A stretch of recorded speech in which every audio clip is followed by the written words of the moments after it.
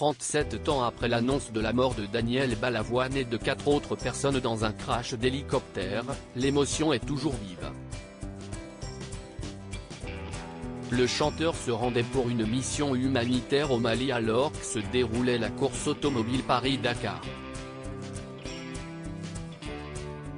Ce 5 février 2023, la star aurait célébré ses 71 ans avec ses enfants nés de son couple avec Corinne, Jérémy et Johanna, mais un autre destin s'est écrit et ils ont perdu leur père alors qu'il était très jeune. Un accident dramatique dont devait faire partie le journaliste sportif Jean-Luc Roy.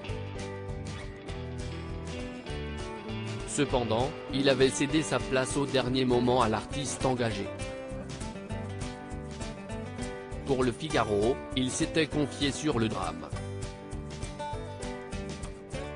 Dans une édition de en 2015, alors qu'un documentaire de RMC Découverte était diffusé sur le sujet, Jean-Luc Roy était revenu sur ses souvenirs douloureux, marqués par le décès des 5 personnes présentes dans l'engin: Thierry Sabine, patron du Paris-Dakar, le pilote François-Xavier Bayou, la journaliste Nathalie Audan, Jean-Paul Lefeur, technicien radio et Daniel Balavoine.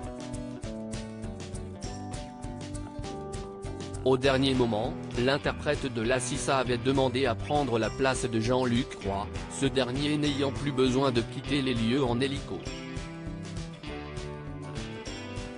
C'était une belle occasion pour lui de découvrir l'épreuve en hélicoptère. Nous nous sommes croisés avec Daniel qui m'a demandé si j'étais sûr de mon choix et si cela ne me dérangeait pas de laisser ma place. Il monte dans l'hélico, on échange quelques mots et je referme la porte. Il est environ 18 h et la pénombre commence à tomber, s'est souvenu Jean-Luc Roy, non sans émotion.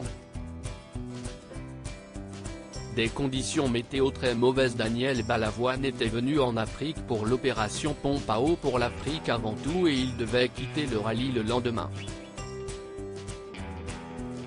Jean-Luc Roy est donc rentré de son côté en avion et a vite compris que l'hélicoptère a dû lui se poser en raison de la visibilité quasi nulle au sol. Après des manœuvres difficiles, l'engin s'est retrouvé projeté devant le véhicule qui devait le guider avant d'exploser. Je n'ai jamais trouvé la réponse. Le lendemain, le journaliste expert en sport mécanique apprend la terrible nouvelle. S'il s'est méfié des rumeurs, l'information a été ensuite confirmée par RFI. Je ne peux pas dire que j'ai eu de sentiment de culpabilité vis-à-vis de Daniel Balavoine, mais je n'arrête pas de me poser cette question: pourquoi pas moi ce jour-là et pourquoi eux? Je n'ai jamais trouvé la réponse, mais je sais en revanche que si j'étais monté dans cet hélicoptère, je n'aurais jamais eu mes 3 enfants, ce que j'ai fait de plus beau dans ma vie. Ce n'était pas mon tour ni mon destin, voilà tout, a expliqué en toute sincérité le reporter.